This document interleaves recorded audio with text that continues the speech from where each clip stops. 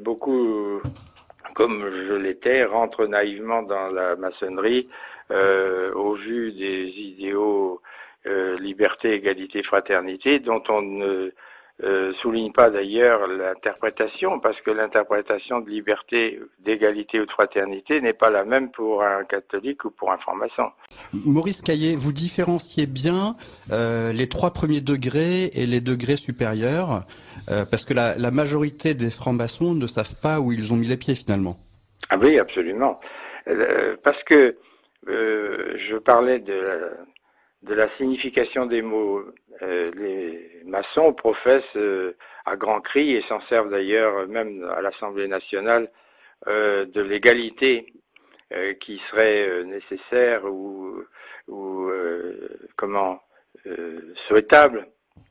Mais en réalité, alors qu'ils professent l'égalité aux yeux du bon peuple, entre eux, ils sont pas égaux. D'une part, ils font une grosse différence entre un initié et un profane. Ça fait déjà 2 catégories de population. Et ensuite, à l'intérieur de la maçonnerie, par exemple, au rite écossais ancien accepté, où j'étais, il y a 33 grades et je vous assure qu'il y a des cloisons étanches entre chaque grade. Les êtres humains profanes, considérés comme inférieurs, ils n'ont pas été initiés, donc c'est des pauvres types, hein. Et puis il y a les êtres supérieurs ou initiés qui savent des choses. Il y a ceux qui savent et puis il y a ceux qui savent pas. Et puis il y a une hiérarchie, il y a un certain dédain pour ceux qui sont en dessous. Il y a de nombreuses obédiences qui se font la guéguerre, différents rituels qui ne sont pas les mêmes dans toutes les obédiences ou dans toutes les loges. Et il y a des querelles à l'intérieur de la maçonnerie même qui sont parfois assez fortes. Pour le reste, ne vous attardez pas sur les problèmes de maçonnerie régulière ou irrégulière. C'est des disputes entre obédiences. Bon, les Anglais et les Anglo-Saxons prétendent être des maçons réguliers derrière la Grande Loge Unie d'Angleterre. Ils sont restés très sexistes puisque dans les loges anglo-saxonnes, il n'y a pas de femmes. En Europe, la maçonnerie dite irrégulière, enfin elle est dite irrégulière par les anglo-saxons, il y a des loges masculines, il y a des loges féminines, mais aussi des loges mixtes. Donc il y a une petite ouverture vers les femmes, mais il faut savoir qu'au début de la franc-maçonnerie, on n'admettait ni les femmes, ni les noirs, ni les juifs, ni les esclaves. Vous voyez, c'était très démocratique quand on dit que les principes de la maçonnerie sont liberté, égalité, fraternité, et ça existait déjà dès le départ. Vous voyez ce qu'ils en faisaient de la liberté, de l'égalité et de la fraternité. Bon, ça c'est la structure visible, celle dont on parle dans les journaux, celle que on met en cause dans les scandales qui frappent la maçonnerie actuellement. Entre parenthèses, à mon avis, on parle trop des scandales qui touchent quelques personnes, bien entendu, et on ne parle pas assez de la dangerosité de la philosophie maçonnique qui imprègne toute notre société. Parce que qu'il y ait des mafieux là, il y en a ailleurs, il n'y a pas que dans les milieux maçonniques, malheureusement, il y en a partout. Il y en a peut-être un peu plus là parce qu'il y a le secret qui favorise les relations discrètes et même secrètes. Mais on ne parle pas assez dans les journaux, qu'ils soient de droite ou de gauche, qu'ils soient chrétiens ou pas, on ne parle pas assez de la gravité de la philosophie maçonnique. On va en reparler tout à l'heure. Et c'est elle qui imprègne nos sociétés depuis 250 ans et qui font que nos sociétés vont vers la décadence. Vous savez que toutes les grandes sociétés de l'histoire, que ce soit les Égyptiens, les Grecs, les Romains et tout ça, ont connu des périodes d'expansion, de développement, de rayonnement, et puis ensuite il y a la décadence. Alors pour moi, actuellement, notre société, qui n'est même plus une civilisation, est dans la phase décadente et il est temps qu'on remonte le courant. L'organisation de la maçonnerie, il y a plusieurs obédiences, mais vous lancez pas là-dedans, c'est pas très important. Il y a le Grand Orient de France, la Grande Loge de France, la Grande Loge nationale française, il y a la Grande Loge féminine, il y a le droit humain qui est mixte, il y a tas de choses, peu importe. Parce qu'en définitive, la structure est la même et les objectifs sont les mêmes. Il y a une structure démocratique de base qui paraît tout à fait rassurante, c'est ce qu'on appelle les ateliers de base ou loges de base ou ateliers bleus ou loges de Saint-Jean. c'est les mêmes noms, enfin c'est des noms différents pour la même chose. Ce sont des ateliers où on confère les grades d'apprentis, de compagnons et de maîtres. C'est la base. Dans ces loges, les responsables sont élus. Les officiers, le vénérable sont élus. Le représentant national est élu comme un député. Bon. Et puis il y a une assemblée nationale qu'on appelle le convent, qui va élire 33 membres du Conseil de l'Ordre, et ces 33 membres vont élire le grand maître. Mais dans tous les cas, les fonctions sont maintenant bien limitées dans le temps, c'est-à-dire que les vénérables, je crois, maintenant dans la plupart des obédiences, sont élus pour 2 ans, et les grands maîtres pour 1 an. Donc le grand maître, il faut qu'il se représente tous les ans. Vu comme ça, ça paraît assez rassurant, c'est une organisation démocratique. Les cotisations sont pas scandaleuses, ça doit être de l'ordre de 2000 francs par an. Il est difficile d'entrer dans les loges, mais théoriquement, il est facile d'en sortir. C'est-à-dire que la démission est prévue dans les statuts, dans les règlements. Dans la pratique, on en reparlera tout à l'heure, c'est déjà un petit peu plus difficile. Alors, au-dessus du grade de maître, il y a ce qu'on appelle les hauts grades. Alors là, c'est plus du tout la même chose. D'abord, vous en entendrez parler rarement dans les journaux. Ce sont des grades qui sont conférés à partir du 4e grade, le grade de maître étant le 3e. Et ces grades sont conférés par cooptation. C'est-à-dire qu'un maître, un jour, va être visité par 2 frères de grade plus élevé qui vont lui dire « On t'a remarqué, t'es quelqu'un de bien, donc on te propose d'entrer au chapitre au 4e grade. » On ne sait pas pourquoi, on n'a pas d'explication. Et par ailleurs, il y a des maîtres qui restent maîtres 15 ans, 20 ans, 30 ans, sans que jamais on leur propose d'accéder au grade supérieur. C'est pas du tout à l'ancienneté, c'est au choix. Ensuite, il y a différentes tranches de grades, et ces tranches se répartissent en chapitres, aréopage, conseil philosophique selon les grades, et là encore il y a étanchéité totale entre les différents loges rouges, et des loges rouges ou les loges blanches ou des loges noires. Bon, il y a pas de passage. En tout cas, il n'y a pas de passage dans ce sens que ceux qui sont dans les grades inférieurs ne savent jamais ce qui se passe dans les grades supérieurs.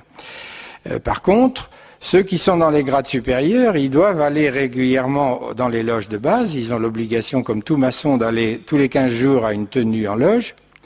Et là, ces messieurs viennent avec les tenues normales de maître, avec les cordons, les tabliers, c'est des petits tabliers de cuir assez ridicules, mais enfin c'est comme ça, des gants blancs et tout, on est angélique. Et dans une loge de base, on ne sait pas qui est 30e, qui est 33e, qui est 18e. On ne sait pas. Et on ne sait pas que ces gens de grade supérieur écoutent tout ce qui se dit dans la loge de base.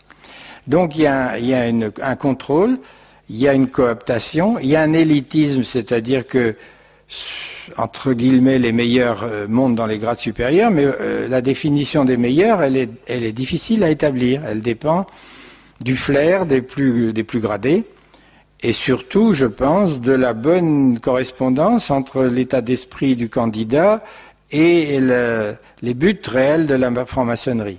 Alors on va parler des buts tout à l'heure, vous verrez. Puisque c'est Thierry Messant, et c'est vraiment des gens qui sont acharnés, à tel point même que Thierry Messant a été exclu 1 an de la franc-maçonnerie à cause de ses excès de langage. Enfin, il faut savoir que les francs-maçons prônent l'universalisme. Actuellement, on nous parle du mondialisme, mais c'est un sous-produit, ou c'est un autre nom. Les maçons, depuis 150 ans ou plus, 200 ans, parlent de l'universalisme, c'est-à-dire, entre autres, du gouvernement mondial qu'ils appellent de leur vœu, et bien entendu avec les mêmes lois que vous connaissez, c'est-à-dire des lois très libérales qui permettent à l'homme de faire ce qui lui fait plaisir. Et surtout à ceux qui sont très cultivés, très intelligents, très débrouillards, comme sont les élites maçonniques qui évidemment s'en sortent très bien dans notre société. vous verrez qu'à l'ONU, on en est au même stade, parce que c'est infesté de maçons, ou de maçons juifs comme le B'nai B'rith, ou de la Trilatérale, ou de Bilderberger, ou tous ces gens-là qui sont des associations secrètes internationales qui fonctionnent exactement comme la maçonnerie, et dans laquelle d'ailleurs on retrouve des maçons célèbres, Jean Fabius, qui est à la fois franc-maçon, trilatéral, Bilderberger, etc. Enfin, c'est des gens qui sont partout et qui manipulent le monde, hein. Pas seulement la France, mais le monde entier. La franc-maçonnerie a des actions dans le domaine économique, dans le domaine politique, et ces actions sont toujours cachées puisque les membres des loges ne se dévoilent pas publiquement. Ils ont le droit de le faire, mais ils le font rarement. Et par exemple en politique, ce qui est dramatique pour la démocratie, c'est que des francs-maçons de gauche et de droite vont voter pour les mêmes projets quand ça les arrange. Par exemple, pour toutes les lois sociétales concernant l'avortement, la contraception, les manipulations embryonnaires, l'euthanasie et tout ça. Dans le domaine économique, c'est pareil. Il y a des contrats qui sont signés secrètement dans les loges ou dans les fraternelles qui enfreignent les lois de la République. De même, quand même, quand on parle des magouilles de la maçonnerie, je peux en donner une personnelle. Bon, je n'en suis pas fier, mais c'était quand même avant, largement, longtemps avant ma conversion. Quand j'ai divorcé, la première instance m'a donné tous les torts, ce qui me paraissait injuste parce qu'on avait des torts des deux côtés. Et grâce à un ami franc-maçon, j'ai rencontré le président de la cour d'appel de Rennes qui qui jugeait mon affaire, et j'ai été reçu chez lui pour discuter de mon dossier, ce qui est tout à fait inadmissible. C'est scandaleux, mais je le dis, c'est vrai. Et je ne donne pas le nom du magistrat parce qu'il est encore vivant, mais si vous voulez, c'est pas normal qu'un prévenu ou un plaignant puisse être reçu au domicile du président de cour d'appel pour discuter de son dossier. Bien sûr, j'ai plaidé ma cause, il m'a écouté, mais il m'a écouté certainement d'une oreille favorable puisqu'on était frères, hein. Alors, j'ai eu droit au tort réciproque, c'est ce que je souhaitais. Heureusement, ça n'a pas été plus loin parce que je ne sais pas si j'aurais bien vécu le fait de mettre tous les torts sur ma première femme.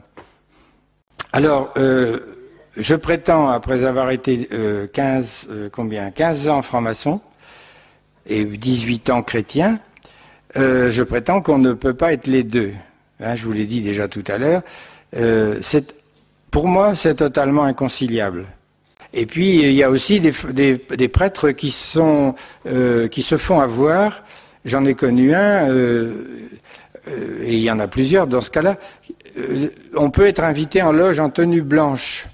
La tenue blanche, c'est une tenue de la loge qui a un rituel spécial. C'est pas le rituel habituel. C'est pas l'intégralité du rituel. Donc, celui qui est reçu ne voit que ce qu'on veut bien lui montrer. D'autre part, en général, on choisit un sujet bien pensant, si j'ose dire, entre parenthèses. Il est certain qu'on ne va pas inviter un évêque à une tenue blanche pour parler de l'euthanasie ou de l'avortement. Hein, on va parler des pays pauvres ou on va parler de je sais pas quoi. Bon, donc quelquefois un prêtre peut être invité et il n'est pas du tout critiquable qu'il réponde à l'invitation, mais attention qu'il se laisse pas séduire, c'est-à-dire qu'il se dise bien qu'on lui montre qu'une partie du rituel, qu'on lui sélectionne un sujet qui peut passer entre des chrétiens et des francs-maçons, et que c'est pas parce qu'il a été reçu en tenue blanche qu'il est un homme formidable et qu'il faut qu'il franchisse la porte de la loge définitivement. Mais je ne crois pas qu'il y ait un grand danger quand même. Le danger est plus au niveau des laïcs actuellement, parce que c'est vrai que les francs-maçons, même du Grand Orient, qui est l'obédience la plus laïcisante, ils font un effort pour persuader les catholiques qu'ils sont bienvenus dans les loges. Il y a un effort de séduction indiscutable vis-à-vis des chrétiens. Et évidemment, ça fera des mauvais chrétiens, ce qui fera plaisir aux francs-maçons, parce que dès l'instant où vous passez l'initiation, moi j'ai admis des catholiques en loge, mais on les a admis que dans la mesure où ils ont dit qu'ils voulaient bien remettre en question les dogmes de l'Église catholique. Et si vous remettez en cause les dogmes de l'Église catholique, vous n'êtes plus catholique, donc c'est réglé. Ils ont fait rentrer quelqu'un, oui, dans la loge, mais c'est plus un vrai catholique. Eh bien, je crois qu'il faut se mobiliser, il ne faut pas avoir peur. jamais avoir peur, ni d'ailleurs dans le domaine des superstitions et tout ça, et même du diable, il ne faut pas avoir peur, c'est Jésus-Christ qui est vainqueur d'avance, donc ne vivons pas dans la superstition, ne vivons pas dans la peur, ne vivons pas dans la peur des francs-maçons. Nous recevons des dossiers et nous écrivons aux députés, aux sénateurs en leur disant qu'est-ce que vous comptez faire s'il y a une loi sur l'euthanasie ou s'il y a une loi sur tel ou tel sujet. Il faut les interpeller, et puis ils ont la trouille, parce qu'ils ont peur de ne pas être réélus. Il faut vous rendre compte actuellement que les hommes politiques sont des professionnels. Quand j'étais jeune, un avocat, un artisan, un médecin pouvait devenir député ou sénateur. Maintenant, c'est fini. Il faut sortir de Sciences Po, de l'École nationale d'administration, et il faut faire carrière d'un bout à l'autre. Et si vous arrêtez, moi je sais bien, puisque j'ai bien connu Edmond Hervé, qui était assistant à la fac de droit quand j'étais chirurgien, mais il n'avait qu'une peur, c'est de ne pas être élu quelque part, parce qu'il serait revenu à assistant à la fac de droit avec 8000 francs par mois. Et il avait la trouille, mais la trouille. Alors il faut leur foutre de la trouille en leur disant qu'est-ce que vous pensez de tel et tel sujet. Et puis s'ils vous répondent pas, vous ne votez pas pour eux, vous votez pour un autre. Père infiniment bon, tu connais le secret des cœurs et des loges. Tu sais que beaucoup de francs-maçons, égarés par une philosophie trompeuse, recherchent de vaines vérités. Que l'Esprit Saint, l'Esprit de vérité, investisse leur esprit et leur cœur et leur révèle la vérité première et ultime, l'alpha et l'oméga, ton Fils, Jésus le Christ, sa vie, son enseignement et la bonne nouvelle de ton amour. Amen.